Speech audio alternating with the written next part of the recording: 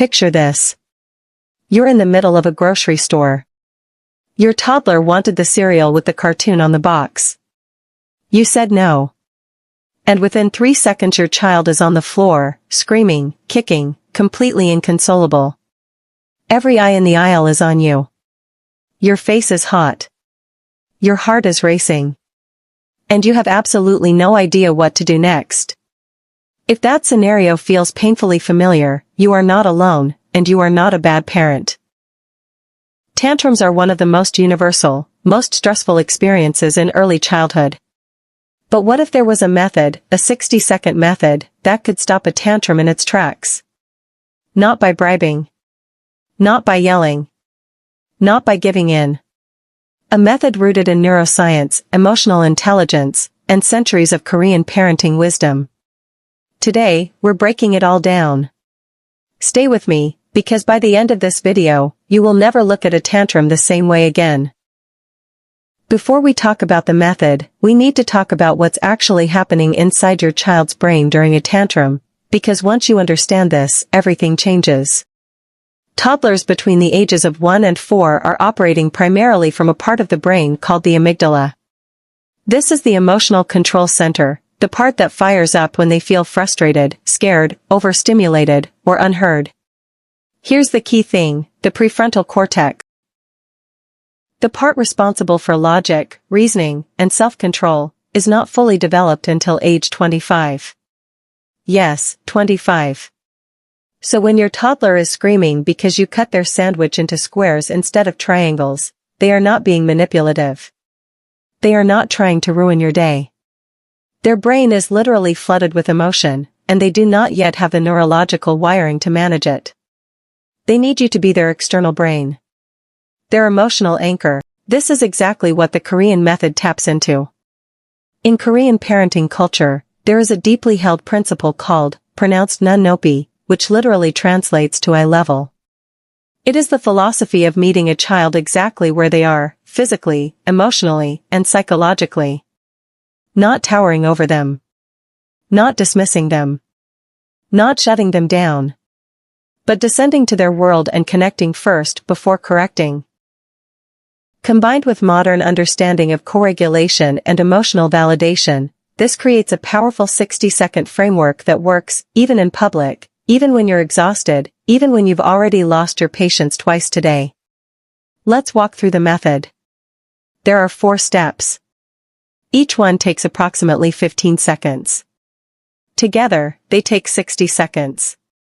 And together, they work. Step 1, stop and drop. The moment the tantrum begins, stop what you're doing. Put down your phone, step away from the stove, pause the conversation. And physically drop to your child's level. Get on one knee. Sit on the floor. Whatever it takes to bring your eyes level with theirs. This single act, getting low, immediately signals safety to a dysregulated child. It communicates, I am not a threat. I am not angry. I am here. Korean parents instinctively do this because eye-level connection is woven into their cultural understanding of respect.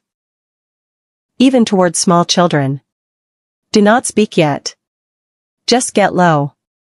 Make soft eye contact. Breathe.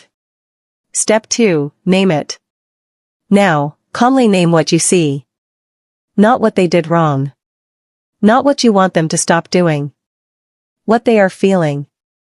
Say something like, "You're really frustrated right now. That made you so angry, didn't it? You really, really wanted that.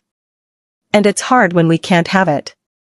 This is called emotional labeling, and neuroscientist Dr. Dan Siegel calls it name it to tame it. When you put a word to a child's emotion, you activate the left hemisphere of the brain, the logical, language-based side, which immediately begins to calm the right hemisphere's emotional storm. In Korean parenting, this mirrors the practice of gonggam, meaning empathy or emotional resonance. It's not about solving the problem yet. It's about making the child feel deeply understood.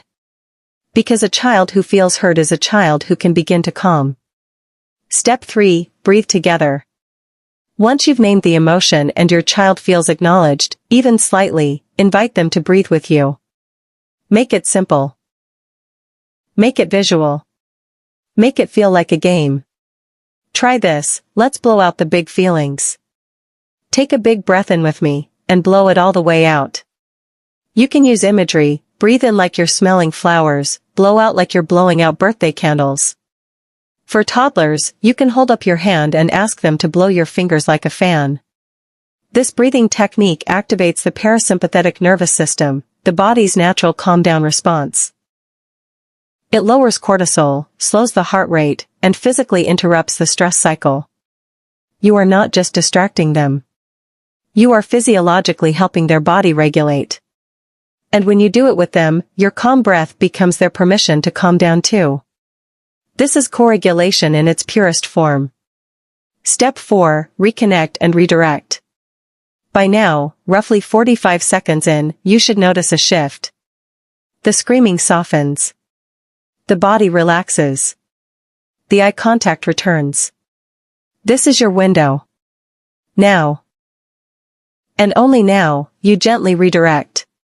Not lecture. Not punish. Just redirect. I know you really wanted that. We're not getting it today, but when we get home, we can have a special snack together.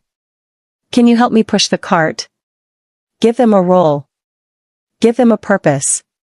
Toddlers regulate fastest when they feel needed and connected, not corrected and dismissed. Now let's talk about why this method works so consistently, because it's not magic. It's neuroscience meeting ancient wisdom. When a child is in a full emotional meltdown, their body is in a fight or flight state. Cortisol and adrenaline are flooding their system. In this state, the brain cannot hear logic, cannot process instructions, and cannot respond to threats or raised voices. You simply cannot reason with a dysregulated brain. What the Korean method does is work with the brain's biology instead of against it. Physical proximity and eye-level contact trigger the child's mirror neurons. The part of the brain that senses safety through another person's calm body language. Emotional labeling activates language processing, which interrupts the pure emotional flooding. Breathing resets the nervous system. And reconnection restores the attachment bond, which is ultimately what every toddler is seeking during a tantrum. Research from the Harvard Center on the Developing Child confirms that co-regulation, a calm adult helping a child manage big emotions, is the single most effective tool for building long-term emotional resilience in children. Not punishment. Not timeouts. Co-regulation. Common mistakes to avoid. Now let's talk about what not to do, because even the best parents fall into these traps, especially when they're tired, overwhelmed, or in public. Mistake number 1, talking too much too soon. When your child is mid-meltdown, launching into a full explanation of why they can't have the thing is counterproductive. Their brain cannot process it. Wait until they're calm. Mistake number 2, matching their energy. If your child is at a level 10 emotionally, and you respond at a level 8, you have just escalated the situation. Your calm is the intervention. Lower your voice. Slow your movements. Your nervous system regulates theirs. Mistake number 3, using shame. Phrases like, "Stop acting like a baby," or "You're embarrassing me," teach children that their emotions are wrong, dangerous, or inconvenient. Over time, this creates emotional suppression. Children who can't identify or express feelings healthily. Mistake number 4, giving in to end the tantrum. Handing over the cereal box just to stop the screaming works once. But it teaches the child that tantrums are effective, and guarantees more of them. The 60-second method gives you a powerful alternative, connection without capitulation. Parenting a toddler is one of the most emotionally demanding seasons of life. No one tells you how hard it is to stay calm when a small human is screaming at you in aisle 5. No one tells you how much emotional strength it takes to kneel down, breathe slowly, and say "I see you" when every part of you wants to shut it down. But here's what I want you to hold on to. Every time you use this method, every single time you choose connection over correction, you are literally building new neural pathways in your child's brain. You are teaching them what safety feels like. You are showing them that big emotions are survivable. And you are laying the foundation for the kind of emotional intelligence that will serve them for the rest of their lives. That is not small. That is everything. If this video helped you, please subscribe to Parental Blueprint. We release new, research-backed parenting content every week, designed to make your parenting journey calmer, more confident, and more connected. Drop a comment below and tell me. Have you tried anything like this before? I'd love to hear your experience. And if you have a friend who's in the thick of the toddler years right now, share this video with them. It might be exactly what they need today. I'll see you in the next one.